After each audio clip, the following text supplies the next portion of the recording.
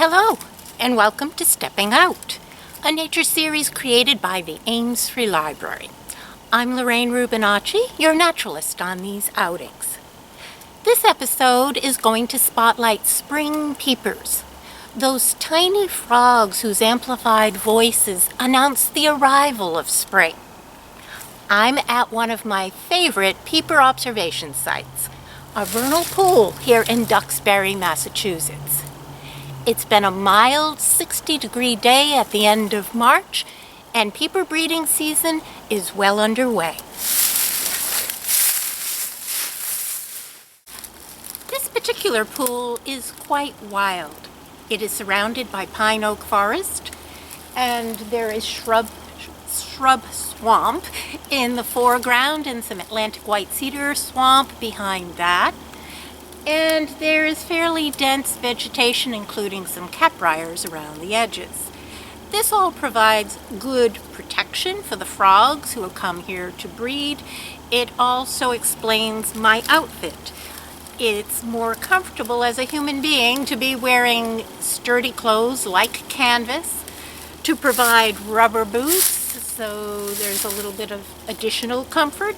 And of course, if it were raining, heavy rain gear and warm clothes, because you might be staying in one place waiting to find those frogs. I bet most of you have heard this frog's high repeated peep on wet spring evenings. But far fewer people have seen this tiny 1-inch animal close up. So here's a brief overview. The spring peeper is the smallest frog in this area. It is usually brown with an indistinct cross on its back. Like other tree frogs, this animal has adhesive toe pads that help it climb. Males are a bit smaller than females, and they have large throat sacs that can project their voices as far as a mile. And the reason those male frogs are calling is to attract mates.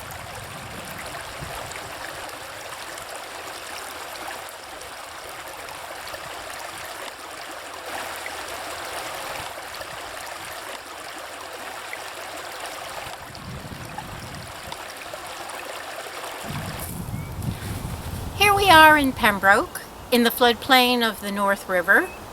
It's a place of cattail marshes and shrub and tree swamp and some low muddy depressions with skunk cabbage, all potential places to find spring peepers.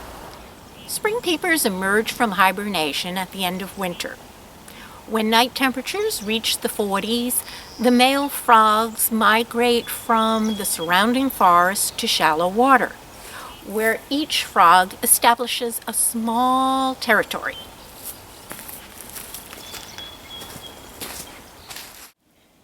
Then, from the ground or a perch, males begin their advertisement calls.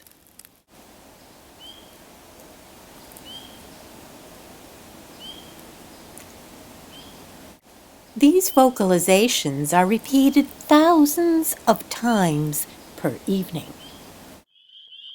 Multiply that by many frogs, and the volume can be deafening.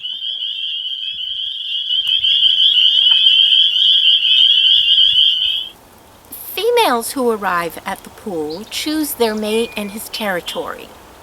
If you visit a breeding pool at night, you may see male and female frogs clasping each other in a position that's known as amplexus.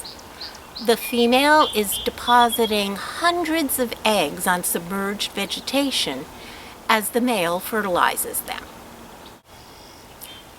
Within a week or so, some of these eggs will hatch into tadpoles, who will spend the next 2 months feeding and growing. The lucky ones, those who escape predators, will undergo metamorphosis, that remarkable transformation into adult frogs. This new generation will then disperse into the surrounding woodland until they are mature enough to breed.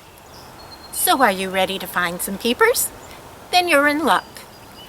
These small frogs are widely distributed across the eastern United States, and their breeding requirements aren't as precise as those of some other amphibians. Here are some habitats where you might find them. There are vernal pools that have open water. These spring pools are shallow and evaporate as the hot weather approaches. Some shrub swamps and pools have denser vegetation. Peepers use marshes, bogs, and even drainage ditches. And they can be found in red maple swamps. But you don't have to travel far to find them. Here's a pool that's across from a cemetery. Peepers could use these common reeds right behind this familiar building.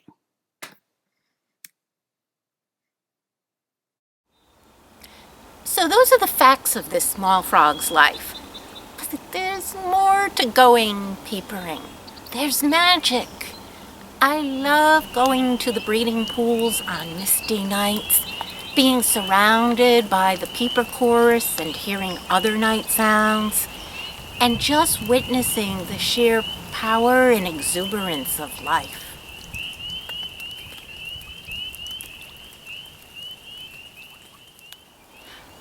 I hope that from now on, whenever you walk in the early spring, you'll notice the peepers and smile.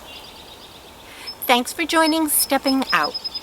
You can share your own outdoor experiences on the Ames Free Library's Facebook page.